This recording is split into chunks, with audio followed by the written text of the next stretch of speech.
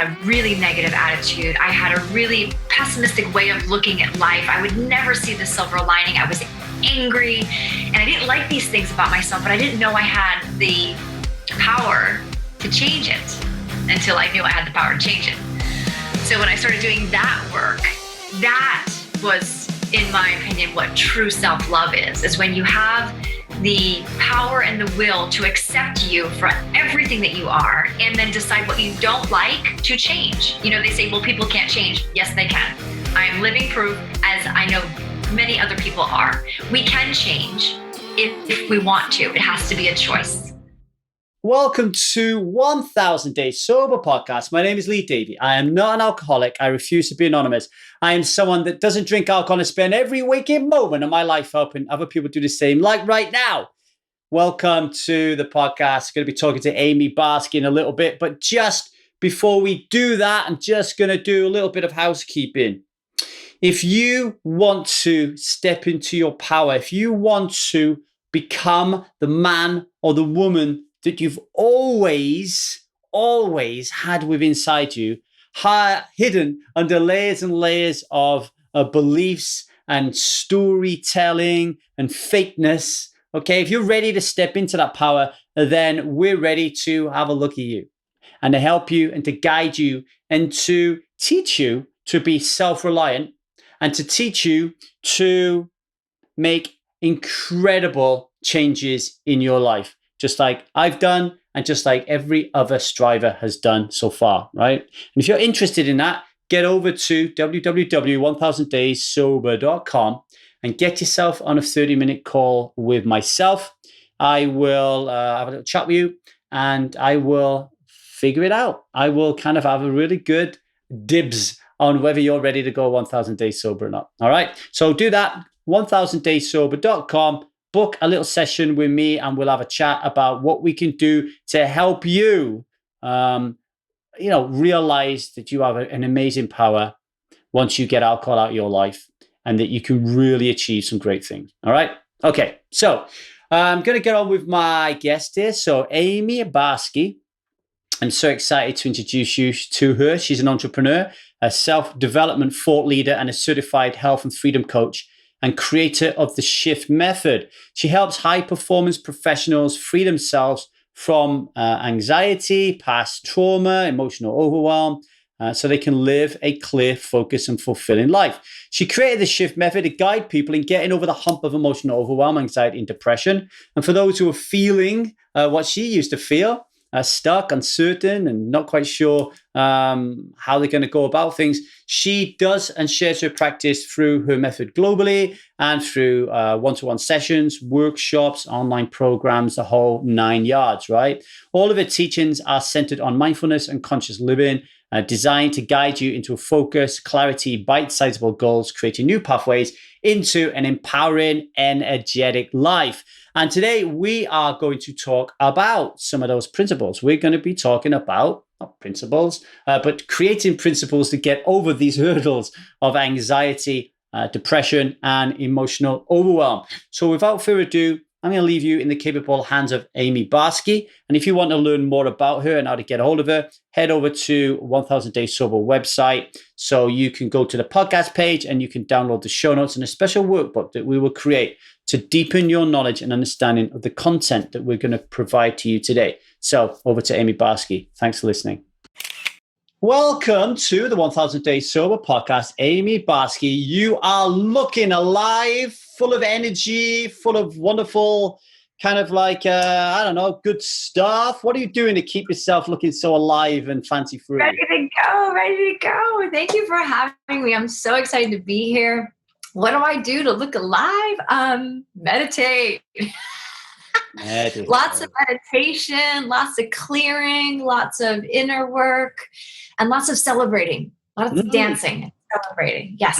I'm just learning the whole celebrating thing. Actually, it's something that's been missing from my life and something that I've been incorporating in our Strive community and getting people to celebrate their wins every day. So it's a new thing for sure. I agree. It's definitely more on the newer side for myself, about maybe like 2 years of really appreciating and celebrating how far we've come in life. God, that we're here Yes. right now, first off, is a miracle. Yeah. And so that to me, just learning to say, wow, I'm here today. I woke up today. Celebrate. Yeah. As soon as those feet hit the ground, out of bed, like just have some gratitude. Yeah. I really like that. Yeah, for sure. I was reading your personal journey on your website and seen some similarities there with myself, with the whole old elephant marriage graveyard type of thing. And I noticed that you talked about suffering from anxiety and depression in your previous life, but then when you kind of did the work and you did the shift, that actually that anxiety, depression for a short while at least, it increased. And I was like, whoa, that happens with alcohol. You quit alcohol, and then all of a sudden you start to get a little bit anxious and a little bit depressed. And then you start thinking, did I do the right thing? What's happening there? Why do you get that kind of little dip before you? Well, I think for a lot of people, and I can only speak from my own experience and then from clients that I've worked with, it's a lot about often we use the external to heal us. We go, I'm gonna do self-care, like massage and pedicures and baths and facial masks and shopping, retail therapy and all of the external things. And generally that is a really awesome temporary way of self-care. And when you get into the root of what's really there, beyond the external, and you go into the internal, that's where the shift will happen in a more profound way. The general is, it's fine. Oh, great, I need to take a bath and relax my physical body. Absolutely. There's there's benefits there, but if you're not getting to the root of it, then you're putting Band-Aids on the actual wound that doesn't actually get to heal from the root of the wound. And for me, I thought, if I remove myself from all of these external things, the toxic relationship, the dead-end jobs, the, just the things that I didn't want in my life, people that didn't support me, negative energy, all that stuff, then I would be good. And I would just, move, change partners, change houses, change clothes, change hairstyle, change whatever. If you're changing all the external, but you're not working on the internal landscape is what matters the most. So for me, I was doing all of the surface things until I realized that I was like, why am I still having the same issues? And I realized it actually came down to one question. A friend had said to me, well, Amie, do you love yourself? And I thought, well, yeah, like it just seemed like a kind of like a dumb question. Like, what do you mean? Of course I love myself. But when she opened my eyes to the perspective of loving all of me, everything that I didn't like about myself, whether it was, I had a really negative attitude. I had a really pessimistic way of looking at life. I would never see the silver lining. I was angry and I didn't like these things about myself, but I didn't know I had the power to change it until I knew I had the power to change it. So when I started doing that work, that was, in my opinion, what true self-love is when you have the power and the will to accept you for everything that you are, and then decide what you don't like to change. They say, well, people can't change. Yes, they can. I'm living proof, as I know many other people are. We can change if we want to. It has to be a choice. So for me, that was a big, it reminds me of, it reminds me of people that stop drinking alcohol. And then they get triggered. So they get that trigger, they get that resistance talking in their head, telling them you got to have a drink. And then they roll out the kind of like the trigger toolkit. And the trigger toolkit is all have an Epsom salt bath, get the candles out, have a massage, do X, Y, Z, right? And like you said, I've never thought of it like this before, but what you've just explained there is a lot of people probably have an external heavy trigger toolkit. And what we need to do is really balance that a lot more with, okay, so what are we going to do internally here? Because a lot of the times when we're triggered, we're just going to have to learn to sit with those triggers. And that isn't going to come with any external work. It's going to be internal work. So my question to you, Amie, is how do you even start to do that internal work? What does it look like? For me, at first, it was meditation. It was specifically Kundalini yoga, which is a style of meditation yoga, which is a lot of breathing exercises, which brought up a lot of emotional stuff, emotional baggage I was carrying. And so starting to work with that and going, where is that coming from? What is that? How do I get a handle on that? How do I dissolve that in a way that's in integrity and still honoring where I am and honoring my process? And so once that was Kundalini yoga was the beginning of that practice, and then it came into working with coaches, reading, like I became like a self-help junkie. I was reading all the books and all the webinars and all the workshops and all the seminars, anything I could get my hands on, because I just wanted information. And I think part of me was kind of like I was a really bad student in school, in high school. And I hated it. I hated school. I hated school because I was holding a lot of energy and negativity towards my parents. Right. So it's kind of like going into my adult life. I wanted to be like the perfect student. So I wanted to get it right. So give me all the books, give me all the information. And so working with coaches, specifically one-on-one with trauma, became something that was a huge healing modality for me. And that's why I end up doing what I do now, was specifically working trauma work, subconscious reprogramming, because I see the change it created for myself. I'm the witness to my own transformation, and now working with clients doing the same thing, using those tools, using those methods. It's just like, I'm just blown away by how powerful our minds are. I had no idea how much strength we have in our mind, but we don't give ourselves credit for. We give ourselves, we use the excuses or that's just the way I am. Or, oh, well, that's my sign. I'm a Leo, so this is the way I'm supposed to act. The reality is, you don't like something about yourself, you absolutely have the will to change that, whether it's an external addiction to drinking or drugs or sex, or social media is a big one. We're so addicted to social media and comparing ourselves. It's like, you have the power. It's a muscle. It's just like going to the gym and doing your biceps. If you want to strengthen the muscle, you got to work on your brain. We've got over 700 muscles in the body. And this one is, in my opinion, the most powerful. When you said about working with coaches and being a self-help junkie, we have 1000 Days Sober coaches. So we have a fleet of coaches here at 1000 Days Sober. And very often they're looking for people to work with them. They're in the Stride community going, hello, does anyone want to work with me? And it's almost as if people think, I can't work with a coach unless there's something wrong with me. Like I have a problem, so I call a coach. Instead of, no, I'm just going to call a coach.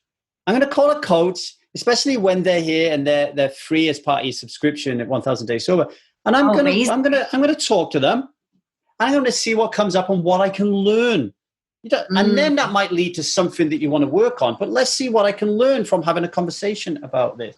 Does that land with you there? That it doesn't. You don't have to wait until you're broken in order to try to fix something. You just go and get stuck into it.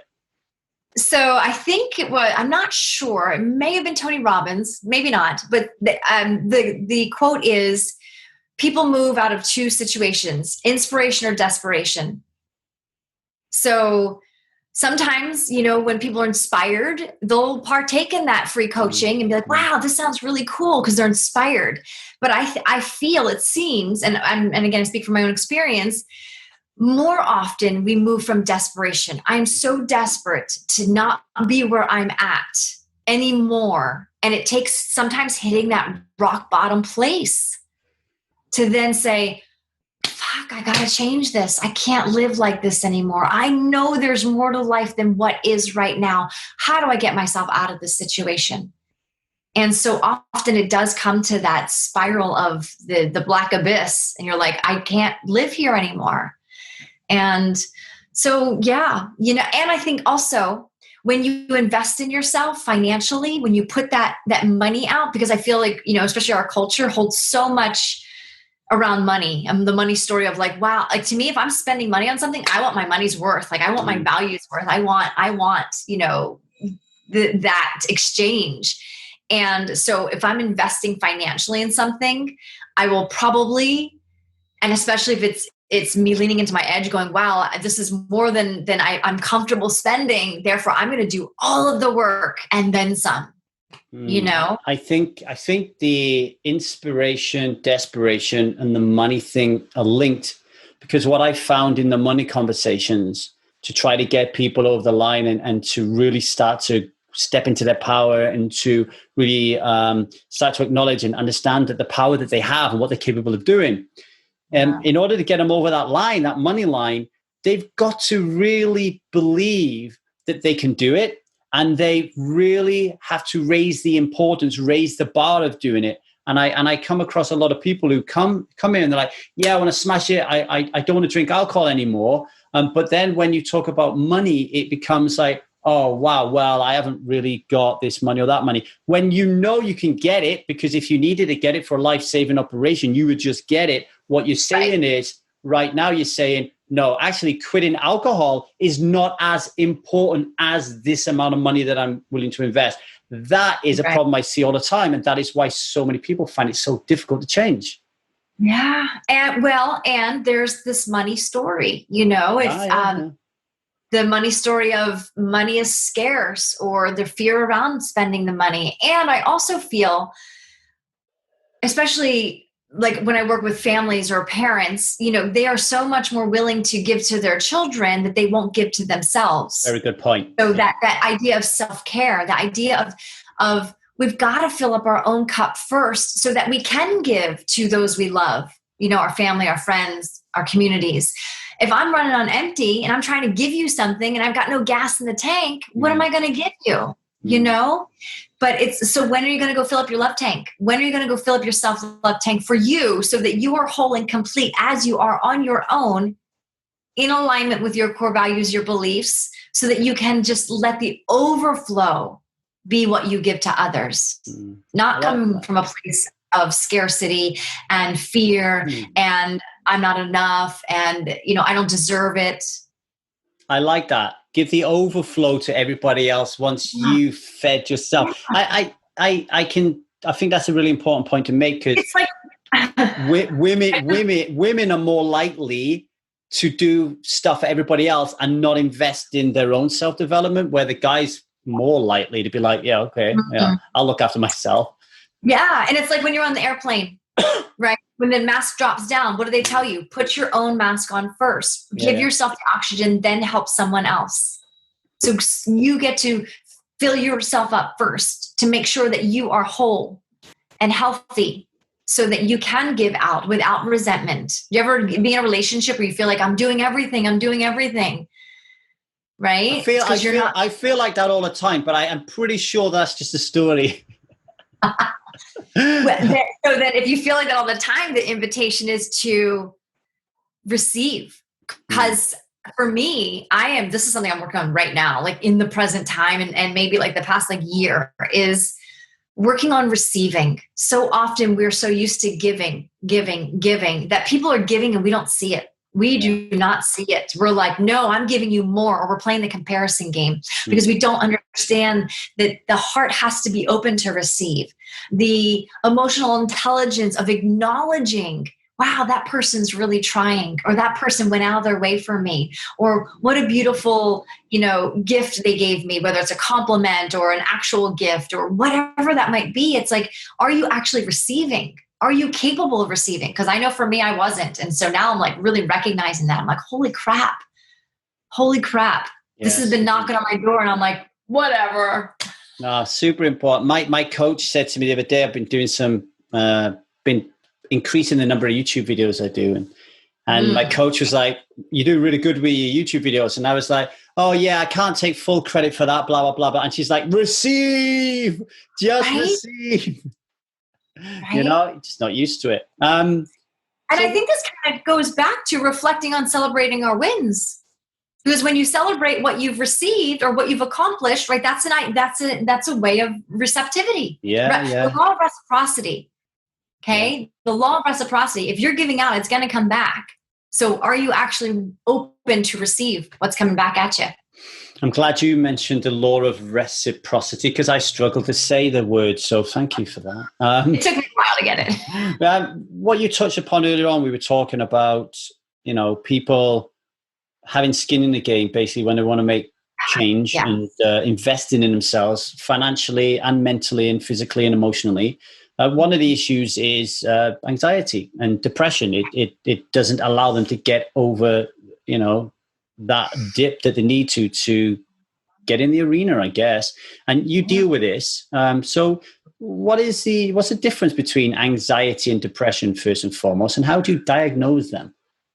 Well, I'm not a doctor, so I don't do any diagnosis. However, and I also feel that there's different levels of anxiety and depression. So therefore, you need to make sure that you are getting assessed properly so that you know what you're dealing with within your own body and your own mind space. And it's interesting because the symptoms are very similar. There's very much a common thread, even between emotional overwhelm as well. Emotions and anxiety kind of play hand in hand. And when you have these symptoms build up for a long time, that's when it can often fall into the description of depression. So if you think about it, anxiety is like excessive worry. It's feeling restless, not being able to sleep at night, trouble concentrating or like finishing a task. Lots of times it's like muscle tension. Maybe for me, I held it in my stomach a lot or in my right shoulder. And I'm trying to think if there's anything else. Fatigue. Like I would take naps all the time. Even though I had full 8 hours of sleep, I would take lots of naps. And then, so that's kind of like the generalized symptoms of anxiety. And so the symptoms of depression, there's a common thread. It's a depressed mood, feeling moody, lack of interest in enjoying the things you used to enjoy. And you're like, no, I don't want to do anything anymore. Insomnia. So again, sleeping, lack of trouble sleeping. And for me, depression was about not wanting to do anything. So no movement or slow movement or oh my God, I got to get up and make myself breakfast. And I would lag to the kitchen and just a real lack of energy. And for me, one of the bigger stories, which again went to childhood trauma, subconscious programming, lack of worthiness, not feeling worthy of life, of a healthy life, of a happy life, of a fulfilling life. And so really struggling to concentrate to get myself into that space where I was moving the needle forward and enjoying life. And I guess lastly would be suicidal thoughts, when you're falling into that place of a dark depression where you're like, why am I here? What is the point of living anymore? There's no sense in being here. And so it's something I struggled with most of my life. Mostly, I guess I was bullied on the playground a lot as a kid, and then feeling like I don't belong, I don't fit in. And then just creating that story for myself. Then I isolated myself even more in high school. I had just very few friends. And then recognizing into my early adulthood, this pattern of self-sabotage and not being able to create a life that I wanted. And so then seeking the help that I needed, the support that I needed to get through to the other side. And I'm not saying every day is perfect. We're human and we have egos and we have our triggers that push us and poke our buttons. And now we get to, with tools and techniques, you get to say, okay, cool. I know what that is. I know that story. I know that command. I understand that trigger and I understand where my mind could go and I can choose differently. Right now I choose something else. I choose this versus my old story. How did you do the work? What form of processing did you use? Because I imagine I keep saying your previous life and your current life, but you know what I mean, right? I imagine he's like a little bit of a zombie just going through Groundhog Day and you're not really thinking about something. And then the shift happens and you start to introspect and you start to think and wonder there's something out there that's different. What did you do to process, like journaling or anything? What did you do? Lots of journaling. Like I said, meditation was my first modality, but working with coaches, working one-on-one to get in my head of my subconscious programming to reprogram my brain. Imagine we are computers, right? We are an absolute computer. We are our bodies are the physical computer itself, right? Then we have memory, then we have software, then we have cookies that or programs that run in the background, and then we have the actual operator. So say I have the most, updated computer, but it's still running on an old program. And then I have too many windows open, and then my computer now has a virus. Like, that's what our minds are. Our subconscious mind, our subconscious programming is viruses. Keep running until you go, oh shit, there's a virus in there. I need to handle that.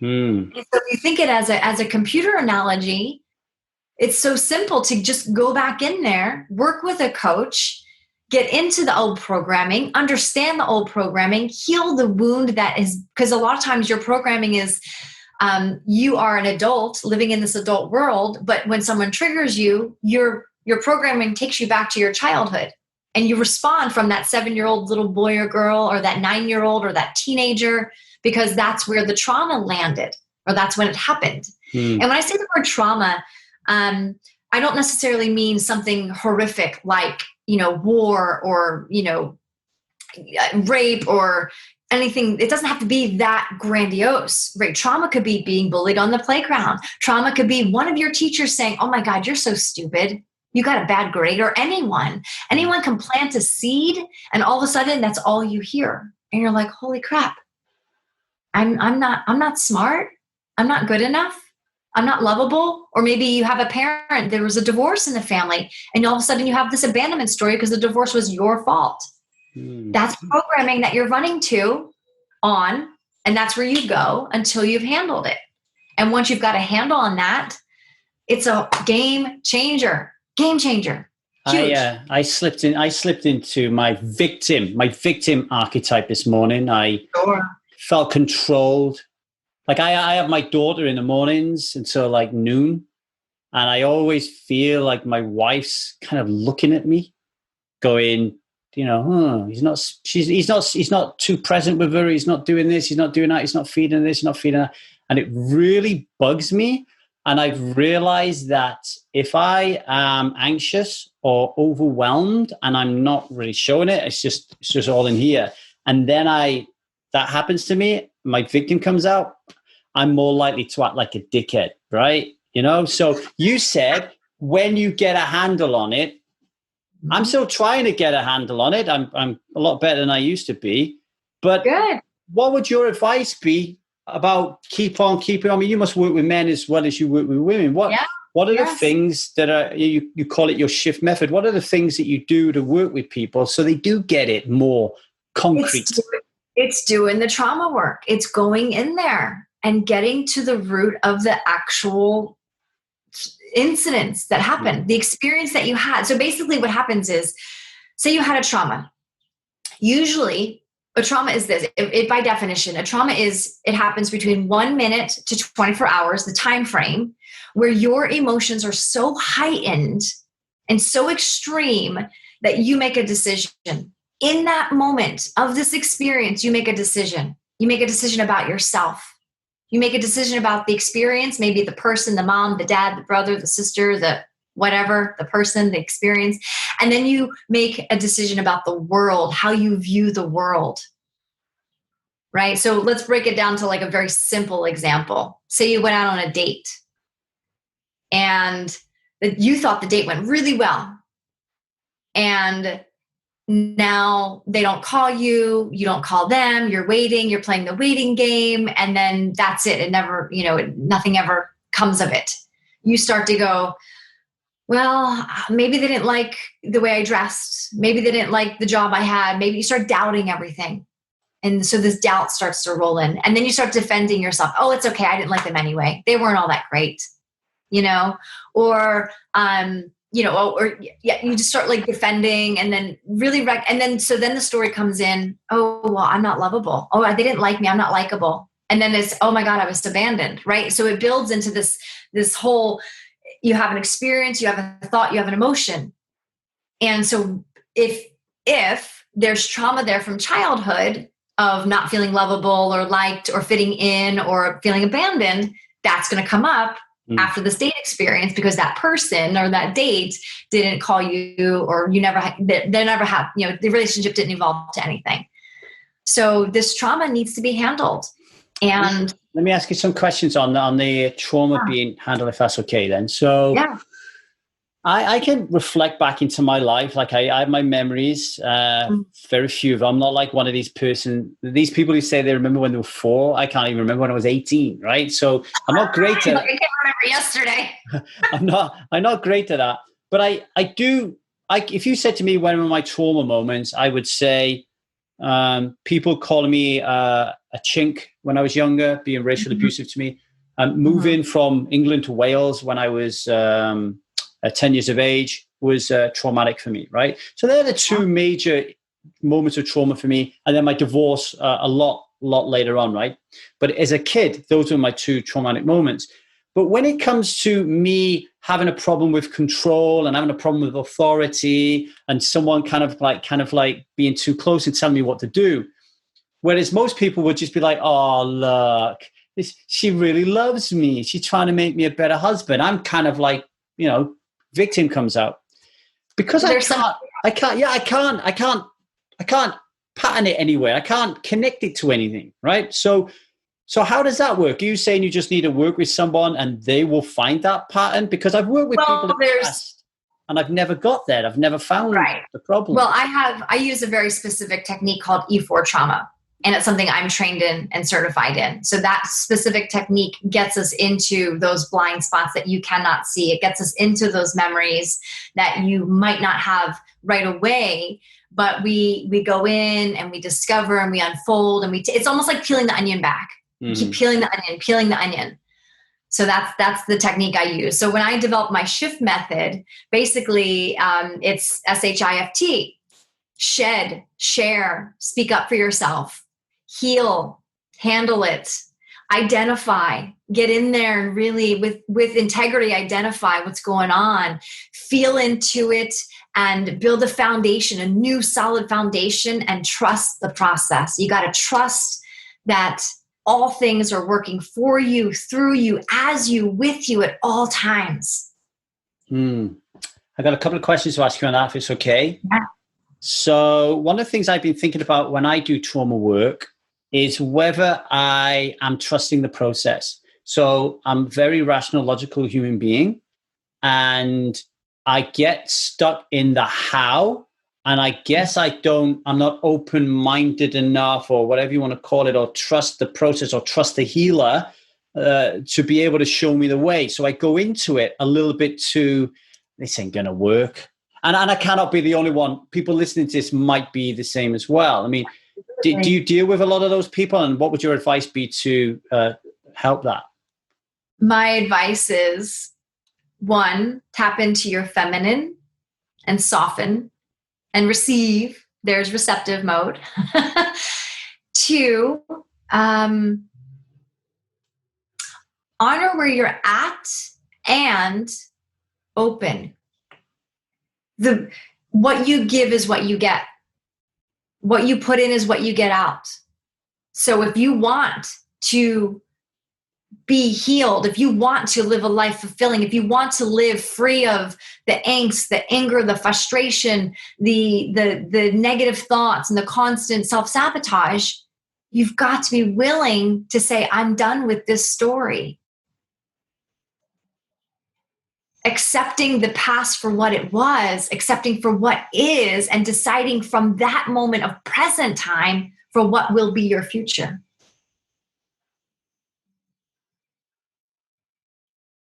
Yeah?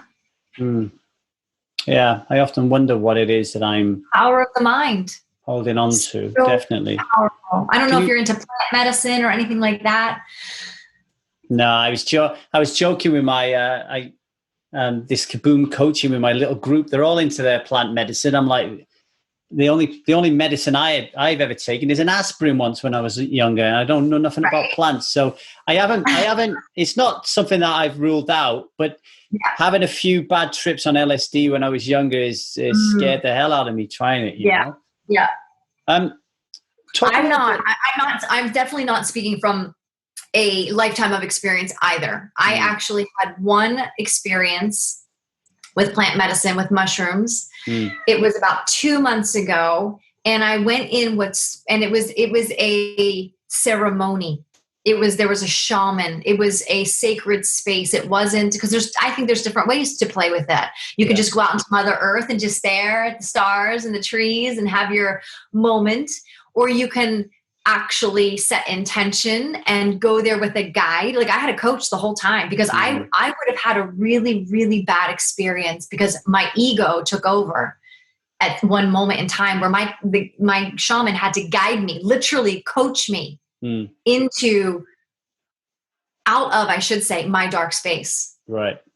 And because I have struggled with anxiety and depression, I had told them that ahead of time. I said, look, I've never done this before. I have no idea what's going to come up for me. I'm letting you know that this is my previous experience in life, that I've dealt with these thoughts.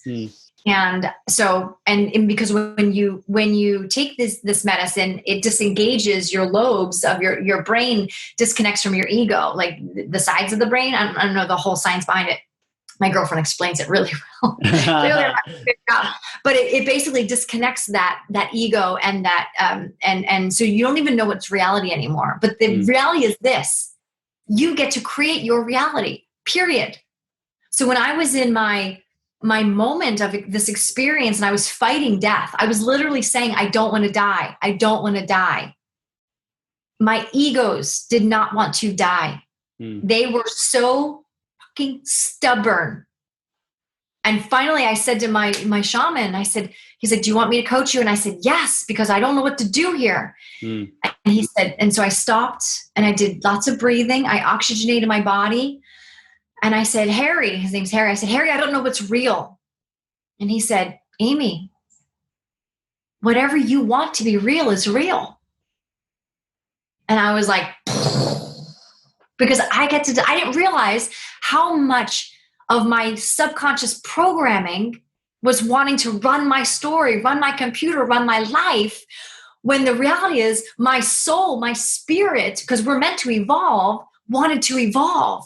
So it's that tug of war of let's stay safe. Let's know what we know and do what we do because it's safe over here. This is our stuff. We feel comfortable here. And your soul's going, no, come on, evolve, grow, love, live, prosper, all this stuff. And I'm like, I want that. And he's like, then go there. And I was like, okay. Let's do it. And, it was such a powerful moment because I got to breathe and live and prosper in light, not in darkness, because I was used to the darkness. I was used to the dark abyss, and my soul wanted to go to the light. And I was like, if I go to the light, what happens? And he's like, whatever you want to happen. Thank you for sharing that beautiful experience. Why I think that was such a really important moment for the listeners is you said that happened 2 months ago, and your shift was a long time ago. So, and same for me, I stopped drinking 10 years ago. And then I believe I had some kind of shift and I was enlightened all of a sudden. But then you really never know how many more gears you've got to go. And what happens is even when you have an amazing moment like, learning to be more with it, stopping alcohol or drugs or whatever, at some point, if you're not careful, you'll end up in another dip and you'll start playing safe and you'll be comfortable. And it was beautiful to hear you share that because it shows that you can just keep growing and growing and growing and growing and growing, and it doesn't stop. That's why we do this for life. It's not just a quick thing. No, it's not a quick fix at all. And that's what's so beautiful is that if you look at your journey and see, if you're listening to this right now, whoever's listening, you've had a journey in your life and you've gotten yourself probably out of you've climbed mountains, you've gotten out of the dark spaces, you've gotten yourself where you are today. So can you celebrate that of wow, I've been through a lot of shit and I'm still here. Yeah, I like that. And the fact that I am here makes me worthy. Yeah. That I am here today, I am worthy. And I would like to continue my journey to grow and expand and be the best version, hold myself in my highest potential as much as I can.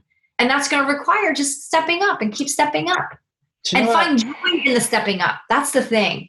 We call it the work. Can we call it the joy instead? I know. Someone said to me the other day, stop calling it the work. Stop calling it the work. I think it's called the work because there are moments where you're like, shit, that was really hard, but I got myself out. Yeah. I got myself here.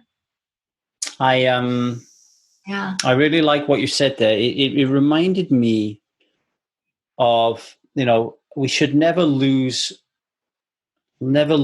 focus on the need for the power within us to emerge and for us to take 100% responsibility for our life, and for us to celebrate and for us to win and for us to be grateful.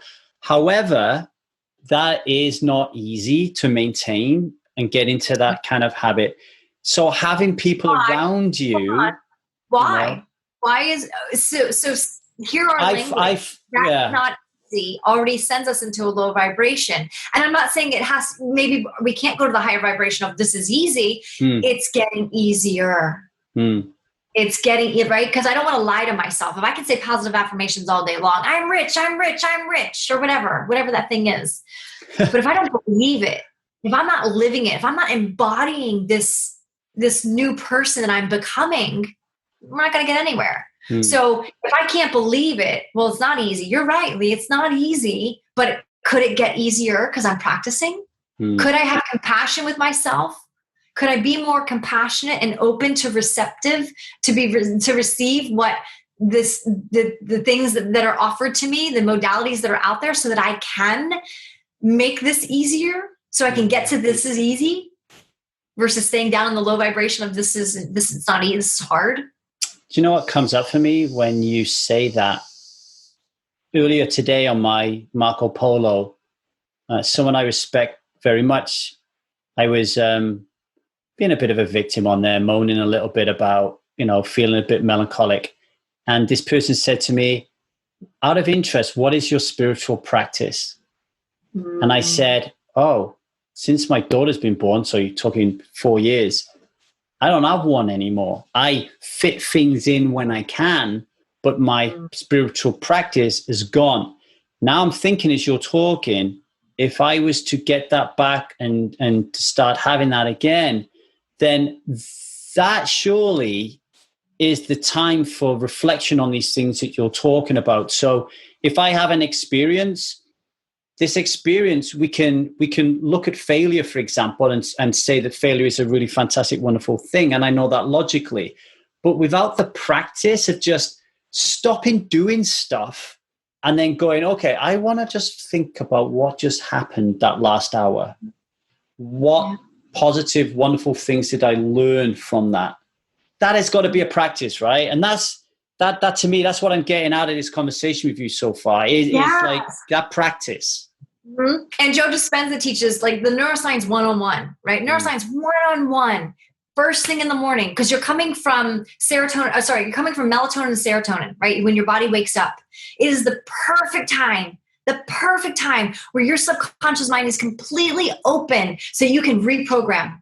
In those first moments of awakening, go to Abraham Hicks calls it the vortex. Get in the vortex of high vibration. What am I grateful for? What do I have to look forward to in the day? What am I excited about today? Like, get yourself in the vortex of yes, I have an incredible life and I get to make the best of this right now, because in those first like couple of hours are so crucial.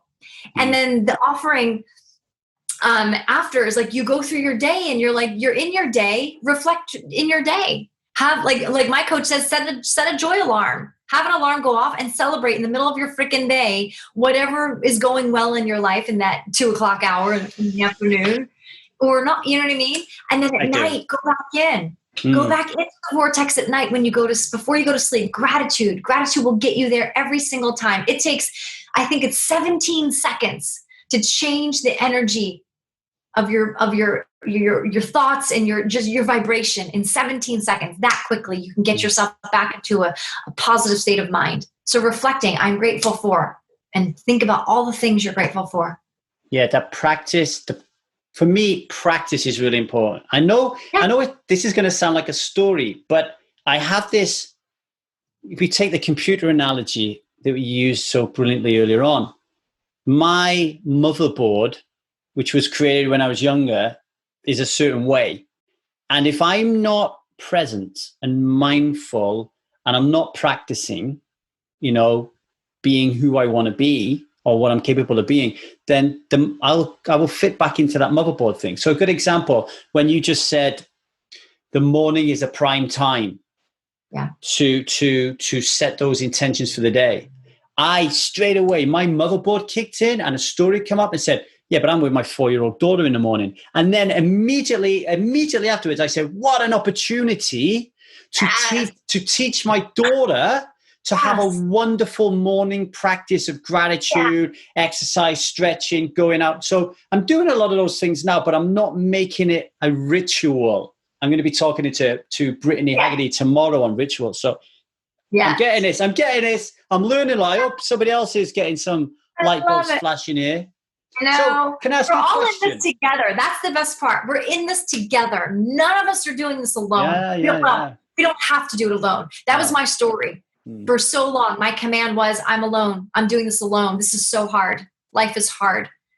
And as soon as I recognized that, holy shit, I'm not alone. I'm not the first person to go through divorce. I'm not the first person to have heartbreak. I'm not the first person to, file bankruptcy or have no money in my bank or what? I'm not the first person. No, so why not surround yourself with incredible humans who can lift you up and help you heal and get to where you want to go, because you deserve this. We are meant to thrive in life. We're not meant to survive. We're meant to thrive. That was the point that I wanted to make earlier on, is if you yourself are struggling, if you are, it really helps to have a group of people around you. Like I was struggling a bit last night, and my wife came over to me. She gave me a big kiss on my lips, and she said, I'm so proud of you today for what you did. And it shifted me from being miserable and old programming, like I'm not good enough, etc. It shifted me to, wow, yes, thank you. You saw me. Thank you. And I felt so good, So having those people around you is incredibly important. Because think about it. So many people come to 1,000 Days Sober. It's not just them that are drinking. They've got a drinking ritual with their partner. So then if they stop and their partner doesn't, and they start evolving to start doing the Kundalini yoga and to start processing and start really kind of getting rid of those old stories, but the partner doesn't move, doesn't shift, doesn't recognize you, doesn't see you, then we've got a problem. So we have to find other people. Our wife or our husband isn't the panacea of life, right? Panacea of life, right? They're not, are they? You can't rely on them for everything. Mm-hmm. You can't. And that's the interesting part. Sometimes we think that our partner has to feel every part of our needs. Romanticism. That's not fair. It's not fair. It's not fair for you, and it's not fair to them. Yeah. I agree with that completely. Yeah. And how can we fill our own needs? How can you fill up your own needs? How can I give myself what I'm looking for externally? How can I say, well, I appreciate myself. Well, I can give myself the attention and the appreciation and the approval within without looking for outside validation. I like that. You said earlier on, when I asked you about practice, you said, step into your feminine. And I want to talk about that a little bit. So I've got this story that I am in tune with my feminine because my mom, my 3 sisters, and then a lot of my friends were female, and I'm good at leaning into vulnerability.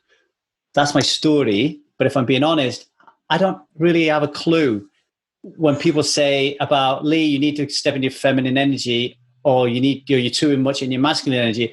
I'm like, what is this person talking about? So can you just expand upon that a little bit for the thickies out there that don't understand the feminine masculine like me?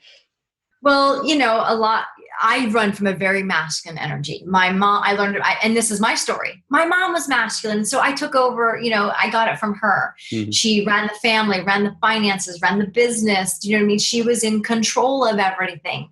And that's a very masculine trait. And it's not that you should be one or the other. It's finding the balance between the two. So for me to step into my feminine, which I'm still practicing, is receiving, is listening to your intuition. Like, how often have you listened to what your gut told you? And you can start with like a small practice. Like if your gut says, your intuition says, you know what, grab a sweater. It might be chilly tonight. Then go grab a sweater. Like, don't, I'm fine. And then all of a sudden later on, you're like, oh my God, I'm freezing. And you're like, well, shit, I knew I should have brought that sweater. Do you ever say that? Oh, I knew I should have done that. That's your intuition. That's your feminine. Right. There's also the feminine of being creative, stepping into your creativity versus trying to control things. Masculine is very logical and very like structured, where feminine is very soft and very much more in flow. So it's really finding that connection of like, okay, cool. When is it important for me to listen, to receive, to feel into the intuition that is there that sometimes we just don't hear? Okay, I need a coach to help me to step into my feminine, because this morning I was with Zia, and she said, Daddy, draw me a Pegasus. So I draw a Pegasus and I'm loving it, and I'm cutting out. And then the mother comes over and says, wouldn't it be better if you did that together? And then in my head, I'm going, yeah, but if we do it together, she's going to screw it up, because like, it's got to be perfect. So when you're talking, I'm thinking to myself, oh, I'm kind of partly in my feminine because I'm being creative, but then I'm letting my masculine take over. Whereas I should have been saying, hey, Zia, let's do this together, mate. What a beautiful awareness right there. How beautiful is that? I'm better at the awareness. I'm going to say another story now. Hang on. Let me think about this. Okay, cool. Well, let's think about this though. You only know what you know until you know something else, right? So now that you know that you can tap into that feminine in very simple tasks or in very simple experiences like you had with your daughter, now you know that, and you can't unknow what you know. No, but let's talk about something really important that links to that then. And I'm pretty sure I won't be the only person. As you can tell, I kind of self-diagnose myself to help other people, assuming they've got the same issues as me. I'm the guy who learns through his mistakes.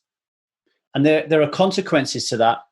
Because if you're married to me, you get a bit pissed off of that over the years. If you're a child of mine, you get hurt along the way. So I'm the guy who is able to upset somebody and then go, oh, what did I do then? And then fix it.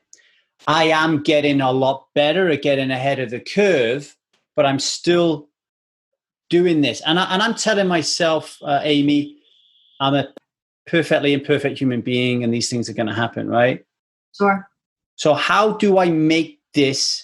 How am I going to step into this and be this person more than the old programming? Are we just, again, back to the same old thing of practice? First off, I feel the acceptance is the key. You have to accept who you are and where you're at in your journey and accept that it is pure perfection. You are already pure perfection, and all things are unfolding in divine timing. And, if you have not done your trauma work and going into the old programming and understanding your commands and all of that stuff, and you have not healed that, it's going to repeat itself. You ever just have the same relationship over different partner, but same relationship, same issue, same problem, same partner, or same issue, same problem, different partner. It's you're on the same program. So until you change your programming, probably not much is going to change. So changing your programming, doing something different, is knowing your commands are the most important thing. Knowing what your old story was and what you told yourself and why you're running from that program, then you get to deliberately decide how you live now. And I'm not saying it's not never going to show up again. It'll rear its ugly head, but now I know that's my stuff. I know that's what I say to myself. I know that's my story. And I'm choosing differently this time. This time I choose differently. And that's where it comes from, practicing consciousness. Like you don't think about how you're going to cut your food. You just cut your food. You get your knife and your fork and you do it. You're not conscious about it. until you decide to switch, put the knife in one hand and put the fork in the other hand and see how it goes. Yeah. New programming. You got me thinking. You said in the shift method, handle it. Handle it. Own it. Tell me more about it. You said it perfectly. Take responsibility. Taking responsibility, especially in relationship. That's my stuff. I'm so sorry. I'm going to take responsibility. I totally projected my stuff on you. I blamed you, right? Our emotions are ours. So taking responsibility, just because someone triggers it, that they're not the blame. We can't blame someone else. They're mirroring. They're like, oh, here, I'm going to show you this. And you're like, oh shit, there's my stuff. You know what I mean? And that mirror back is for us to go, okay, what is that? What came up for me? Okay, cool. Let me process that. Let me go work with my coach on that. And that's what my clients will come and I'll say, hey, what's going on? And if there's a current situation that needs to be handled around an upset or depression or anger or sadness or whatever, we go in and we do that first, because we can't do trauma work in the past if something presently is bothering them. I'm reading Preston Smiles and Alexis Panos's book at the moment. I don't know if they've got more than one book, but I'm reading this book, and they were talking about the importance of radical acceptance of responsibility. Everything. So everything that happens. So like take this morning, for example. So I had a little fight with Eliza this morning, and in my head, I'm saying to myself, but she needs to deal with this control issue. But then there's the other part of me saying to myself, no, Preston says I got to take 100% responsibility for this. So how can I take 100% responsibility for this and drop the ego? Where are you on this school of thought that we can, if we choose to, take 100% responsibility for everything, even the dark shit that people don't like to talk about? 1,000%. We have to. It's really the only way, because when you take responsibility, that means you accept things for what they are.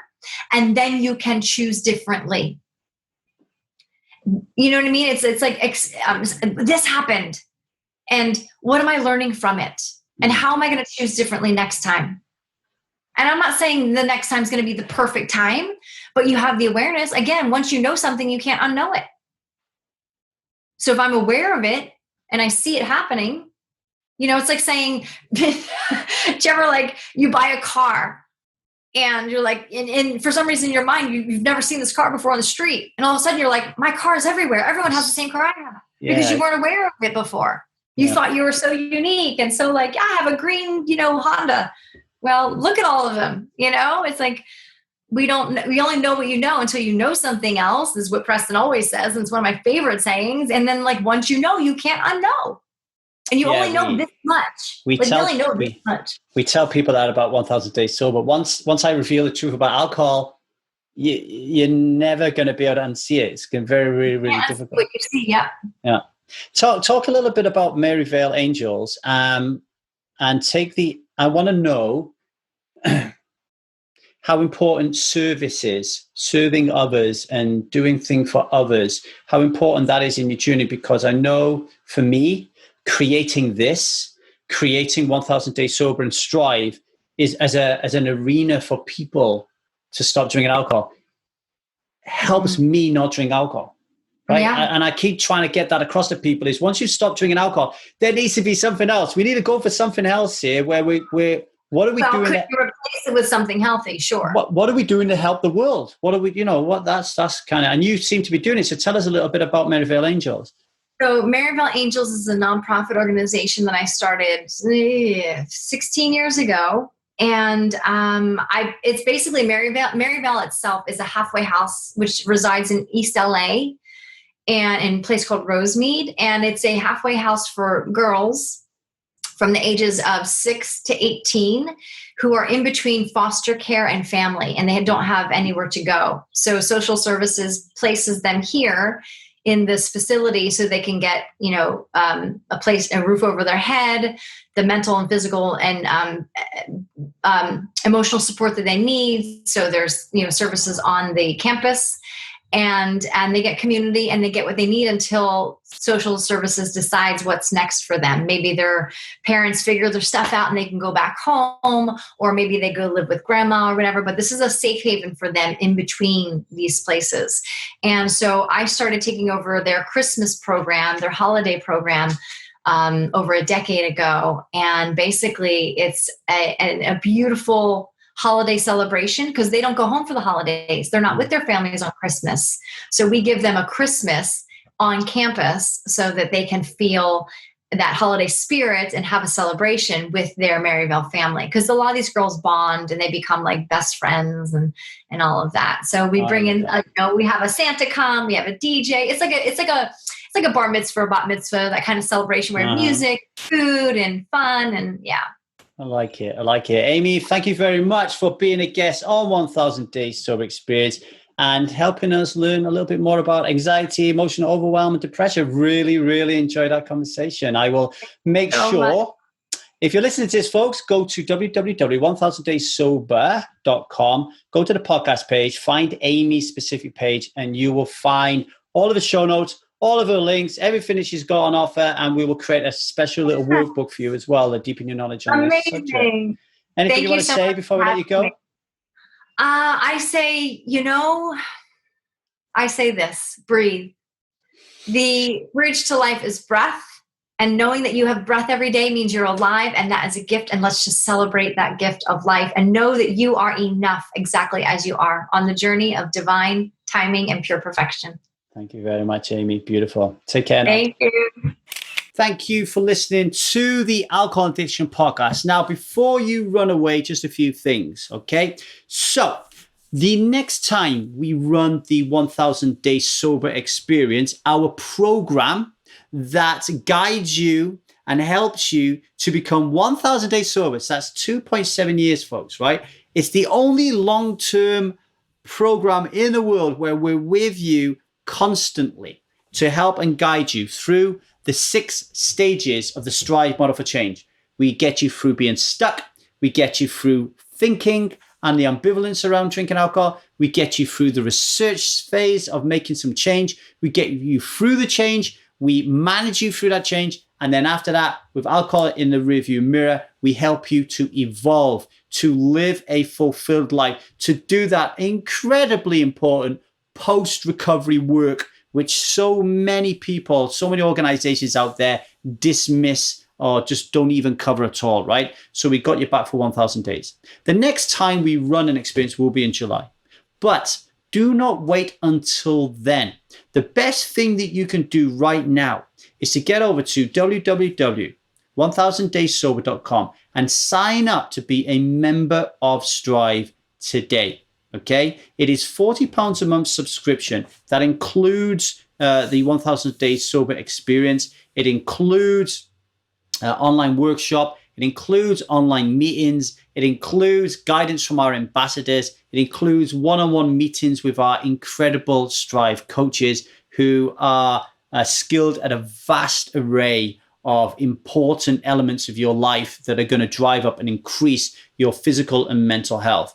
And by joining now, you get used to the environment, you get used to the community, you get used to the people, and by the time July comes along, you'll be firing on all cylinders, kind of roaring to get into the 1000 Days Sober Experience. So do that today. Really, really important. If you want to get the show notes for today, the show notes are exceptional, folks. You get the show notes from today's episode. You want to get a full transcription of today's episode, and you want to get a special workbook that will give you some fun and interesting questions based on today's episode that you can help, that will one-up your life, right? Then get over to www.1000dayssober.com. You will find the link there and sign up, give us your email address, and we will give you these things free of charge, okay? And on that £40 a month, if you do not have the money, if you are struggling financially, then email me at thetruthaboutalcohol@gmail.com and we'll figure something out. Do not let money get in your way of becoming 1000 days sober. And just because we go 1000 days sober, right? Don't be worried about that if you're not quite ready to quit yet. The first stage of the Strive model for change is called stuck. The second stage is called thought. And we do not expect you to stop drinking whilst you're doing that work. And that will take you a good 4 to 5 months. So you get a lot of grace. We will meet you where you're at in your addiction to alcohol. Don't worry about that, okay? We take on everybody. People who are desperately trying to stop drinking and people who are stopped drinking and they just want help putting their life back together, okay?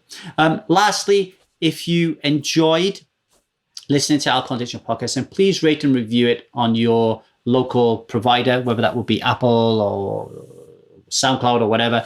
Just give us a nice review and some nice stars. You can find us on Instagram at 1000dayssober.com or 1000 Days Sober. And you can find us on YouTube, 1000 Days Sober as well. All right, take care of yourselves, folks. Ciao, ciao.